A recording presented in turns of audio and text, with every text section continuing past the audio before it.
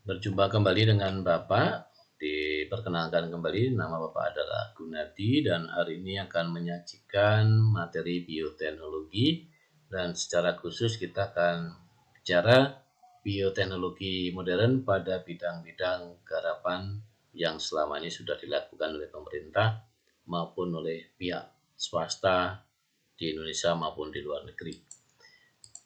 Nah, yang pertama kita bicara di bidang pertanian. Ini yang selama ini terkenal adalah 3 hal: kultur jaringan, rekayasa genetika, dan bibit unggul.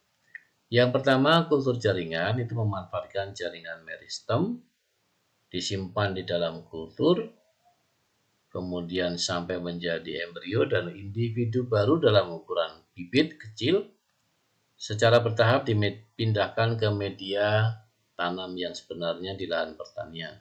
Teknik ini mempunyai keunggulan. Dalam waktu singkat dihasilkan benih yang sangat banyak dengan sifat yang identik. Kemudian rekayasa genetika. Ini memadukan dua sifat makhluk hidup, ya, varietas A misalkan padi dari lokal digabungkan dengan padi dari varietas lain misalkan dari luar, sehingga digabungkan sifatnya cocok dengan keinginan manusia. Nah, kemudian bibit unggul ini dimaksud di sini adalah penciptaan bibit unggul dengan bantuan nuklir, teknik nuklir dengan mengubah struktur gennya, ya, tidak melibatkan gen dari luar. Tuh.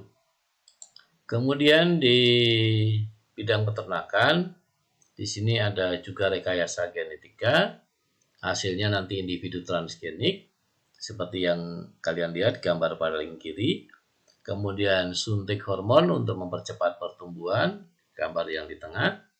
Kemudian cloning, ini adalah gambar yang keempat.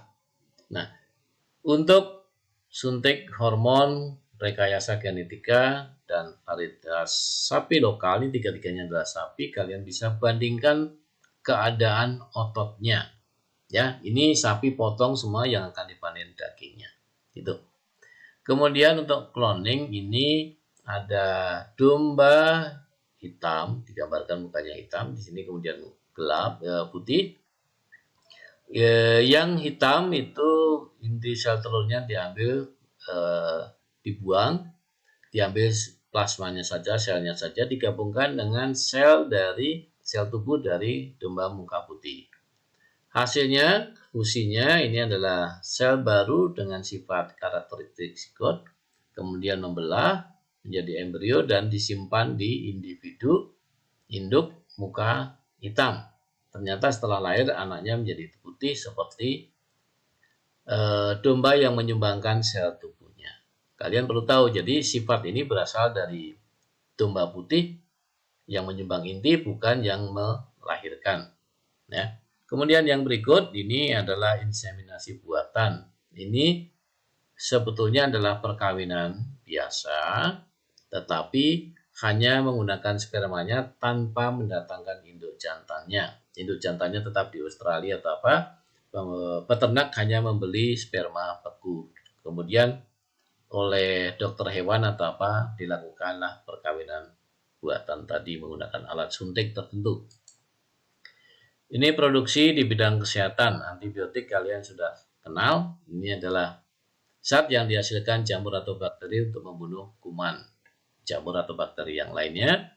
Hormon sintetis itu hormon yang dihasilkan di pabrikan, bukan dalam tubuh manusia. Contoh paling gampang ini adalah hormon insulin yang dipakai untuk terapi penderita diabetes mellitus.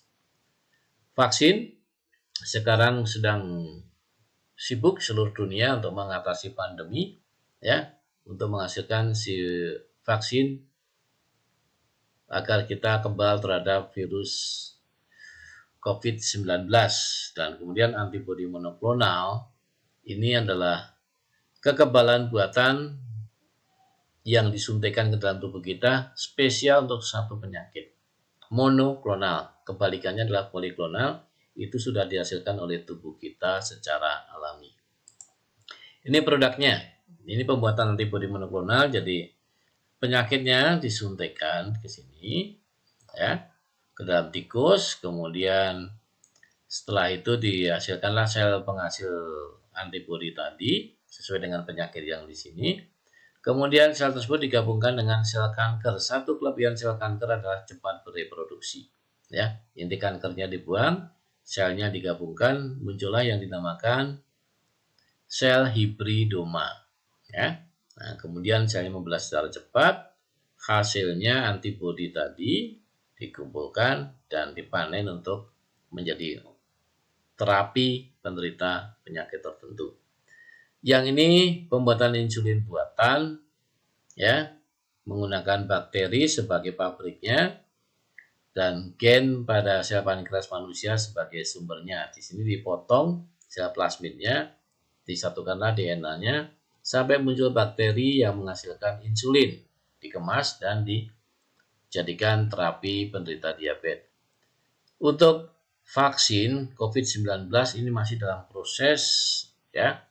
Mungkin di tahun depan baru bisa dimanfaatkan oleh manusia. Ini di bidang lingkungan, ada penggunaan bakteri untuk instalasi pengolahan limbah, perbaikan kualitas tanah, pembuatan biogas, dan perbaikan kualitas tanah menggunakan cacing, ya, makhluk hidup semua yang dipakai.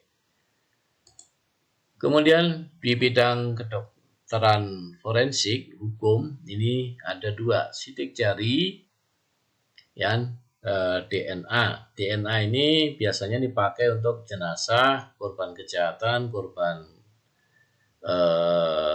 terorisme ataupun korban kecelakaan seperti pesawat jatuh, gempa atau apapun yang korbannya nggak dikenali.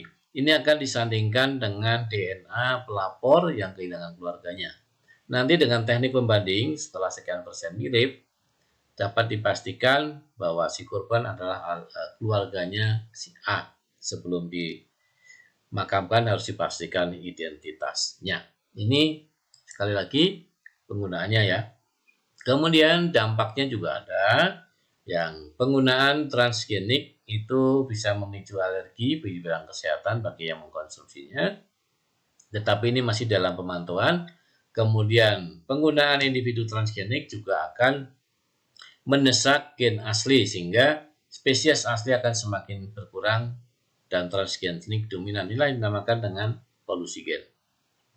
Di bidang ekonomi ini juga petani-petani juga akan berlari ke yang modalnya besar, berlari ke transgenik sehingga petani kecil juga akan terdesak.